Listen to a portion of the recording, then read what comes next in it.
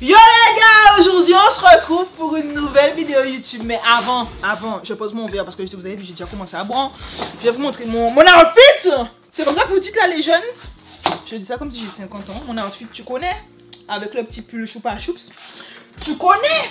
Alors je voulais bien évidemment faire un petit clin d'œil à ma boutique. Donc on va mettre le lien juste en dessous de la vidéo pour vous. Donc vous avez les bijoux qui viennent de ma boutique, tu connais. Et n'hésite pas. Parce que moi je sais pas aussi, parce que je suis pas encore habituée à YouTube. Tu t'abonnes, tu aimes et je sais pas, tu cliques sur la cloche pour pouvoir être connecté quand je sors une prochaine vidéo. Merci d'avance. Donc tout au long de cette vidéo, je vais boire un petit peu, hein. Ça vous embête pas? C'est du spice. C'est assaisonné aux huiles des huiles. Donc aujourd'hui, on va parler d'une chose que vous m'avez tous demandé les gars. J'ai décidé de me livrer à vous. Et le thème de cette vidéo, alors, le sujet c'est comment mes parents ont fait faillite. Donc, moi aussi du coup. Donc, je vais vous raconter ça dans la vidéo. On se dit à tout de suite.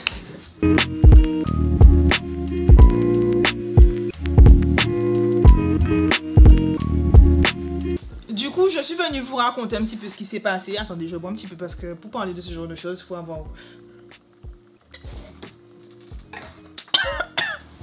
On m'a dit que c'est de l'alcool à 90 degrés, mais c'est chaud.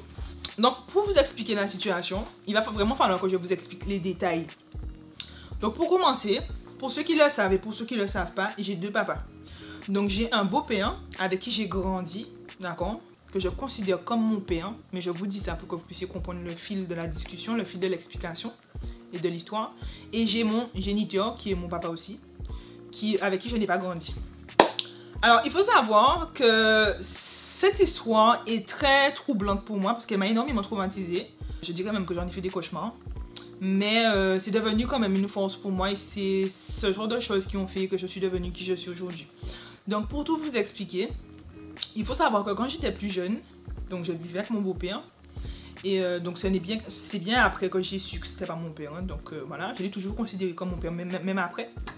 Et en fait, il travaillait, il avait sa société, il faisait des travaux pour EDF, GMA, il a même rénové le pont de la Gabarre et tout. Enfin, il faisait énormément de choses et il pouvait vous faire des chantiers à plus de 300 000 euros. Hein. C'était pas de la rigolade, tu vois. Il avait vraiment son équipe et tout. Il avait un local, il avait un dépôt, il y avait tout son matériel et tout.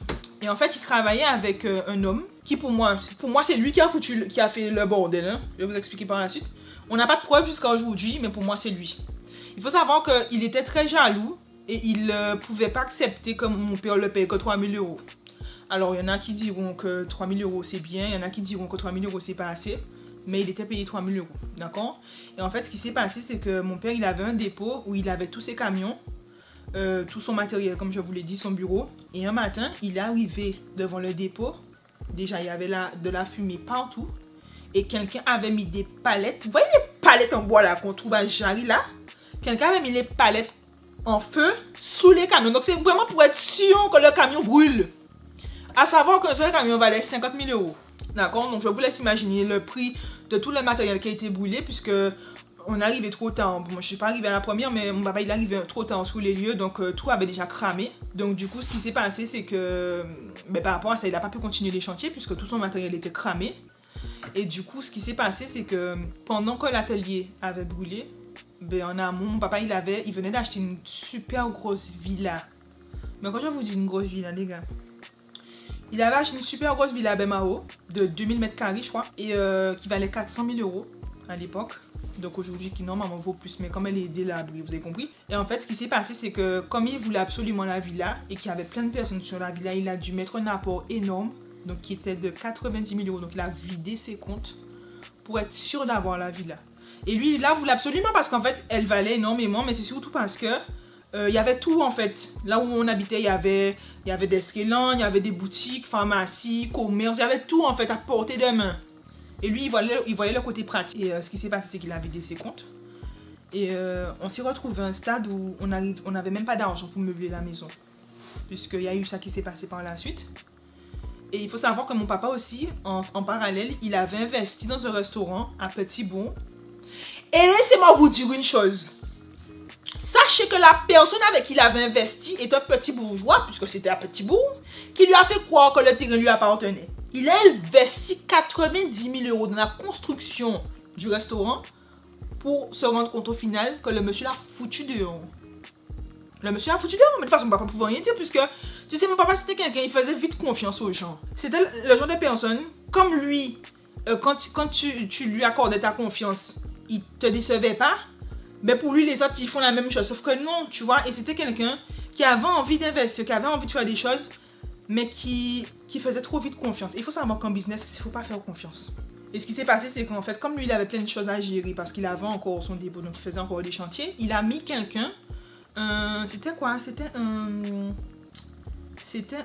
J'ai oublié son origine, mais c'était pour vous expliquer un petit peu qu'il avait fui un petit peu et qu'il n'avait pas de papier. Le monsieur n'avait pas de papier, mais sauf que, comme je vous l'ai dit, mon papa faisait une confiance aveugle aux gens, donc il n'avait pas vérifié si le monsieur avait ses papiers. Sauf que quand il s'est passé ce qui s'est passé, qu'on l'a mis dehors du restaurant, donc évincé du projet, il ne pouvait pas porter plainte parce que le gérant n'avait pas de papier. Et il a su après. Donc c'était compliqué. Donc du coup il a essayé de rebondir, hein. Il a essayé de rebondir parce que c'est quelqu'un quand même qui avait l'agnac, tu vois. Il a investi dans un autre restaurant à Petit Pérou, pardon. Et en fait ce qui s'est passé c'est que c'est au moment où il y a eu l'entreprise a pris feu. Et il a réussi à payer 80 000 € sur je sais pas combien, mais en fait il avait payé que les murs. Je ne me rappelle plus trop du contrat, mais en fait, c'était compliqué. Et au final, ce qui s'est passé, c'est que le monsieur en question, qui soi-disant devait être son ami, il est venu un jour et il a changé les serrures. Alors que normalement, ça devait se régler au tribunal. Donc, c'est compliqué. C'était très compliqué. Et il faut savoir que bien avant que le monsieur vienne changer les serrures, il y a eu pas mal de choses qui se sont passées entre-temps. En fait, dans la maison, on avait déjà eu le temps de meubler la maison et tout. Mais ce qui s'est passé, c'est que par la suite, comme on n'avait plus d'argent, et mon père ne payait plus l'électricité, ma mère ne payait plus l'électricité, parce qu'il faut savoir que ma mère ne travaillait pas. Et en fait, on n'avait pas de quoi payer l'électricité. Et comme la maison était au nom de la société de mon père, ils avaient le droit de couper l'électricité. Je ne sais pas si vous savez, mais quand la bâtisse appartient à une société, ils peuvent couper. Mais je crois que quand c'est un particulier, ils ont pas... Enfin, il y a un truc comme ça, je ne m'appelle plus. Donc on dormait sans électricité, on vivait sans électricité parce qu'en fait, j'ai pas l'ordre de vous le dire, mais c'est la réalité. Quand il sortait du restaurant, il venait remettre l'électricité, il avait une technique pour jouer dans le compteur. Sauf que moi, je restais des fois dans la maison, dehors à dormir sur la terrasse avec un drap, parce que il n'y avait pas d'électricité en fait, et qu'à l'intérieur de la maison, c'était rempli de moustiques. Et j'avais grave peur parce qu'en fait, on est dans un quartier où on s'est déjà fait cambrioler plusieurs fois. Et j'étais obligée de rester dehors en fait. J'étais obligée de rester dehors parce qu'à l'intérieur il faisait chaud, il y avait des moustiques. Et j'avais peur avec mon petit drap là, n'importe qui pouvait venir et m'agresser, tu vois, j'avais grave peur. Et ce qui s'est passé, c'est qu'on est resté 2 mois sans électricité. Et en fait, il y avait la rentrée qui arrivait, donc ma mère, elle a fait en sorte qu'on puisse remettre l'électricité. Donc elle a été voir une assistante sociale qui a été super avec nous, qui a fait le nécessaire, qui a mis en place un échéancier pour qu'on puisse payer, parce qu'on devait des milliers d'euros d'électricité. Et du coup, ça s'est réglé, ils ont remis l'électricité. Et par la suite, c'était compliqué parce que moi, très tôt, j'ai dû travailler. Alors peut-être que c'est pas... Vous savez, c'est une vidéo qui est pas très drôle. Hein, mais je pense qu'à un moment donné, quand on est sur les réseaux sociaux, moi j'ai décidé de me livrer un petit peu plus à vous. Parce que j'estime que quand vous êtes abonné à quelqu'un, il faut quand même savoir un minimum sur cette personne.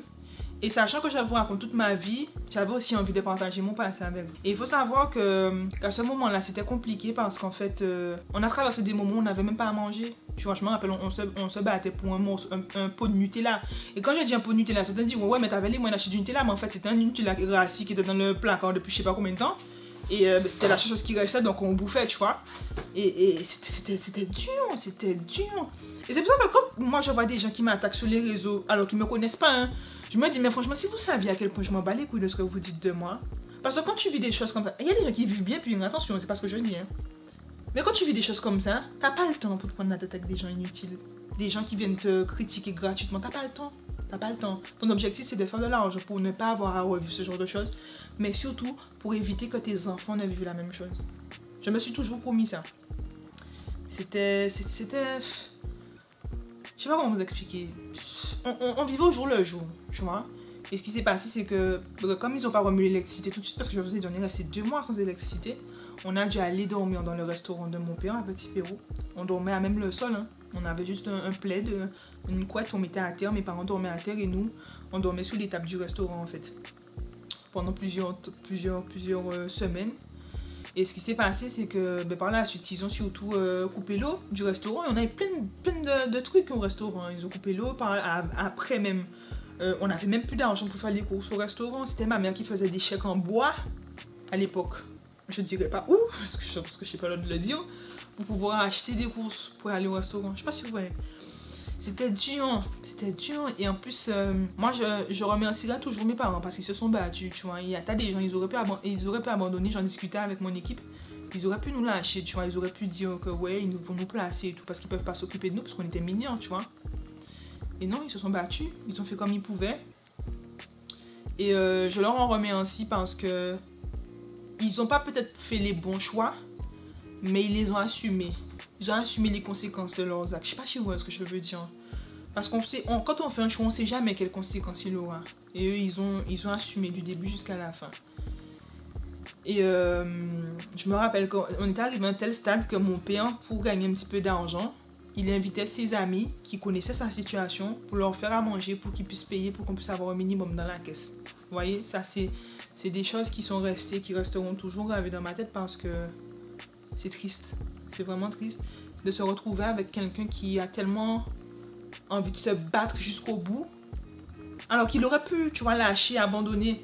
Et c'est pour ça que je vous dis des fois, on passe par des situations, le Seigneur nous permet de passer par des situations pour nous forger, mais parce qu'il connaît le résultat. Et en fait, ce qui s'est passé, c'est que quand le monsieur en question est venu changer les serrures, on s'est rendu compte qu'on était vraiment mieux, les gars. Parce que mon père, il a fait une demande de retraite, donc on touchait sa retraite. Ma mère, elle avait des aides. Et en fait, certes, on touchait pas les 1000 et des 100, mais on n'avait plus cette oppression, ces problèmes à gérer du restaurant, à se dire, mais qu'est-ce qu'on va leur faire à manger aux clients? Tu vois, des trucs... On s'en foutait parce qu'on devait juste s'occuper de nous gérer, nous, tu vois. Donc, quand c'est comme ça, tu grandis vite en fait. Moi, je me rappelle, c'était en 2012 que je vous raconte. Donc, je ne me rappelle même plus quel âge j'avais, je devais avoir 13 ans, tout comme ça. C'est moi qui faisais, je récupérais l'argent de mes parents pour aller faire les courses, puisque ma mère, c'était compliqué, elle n'arrivait pas trop à gérer l'argent. Et en fait, tu te rends compte que tu deviens vite adulte. Tu es obligé en fait de devenir vite adulte. Et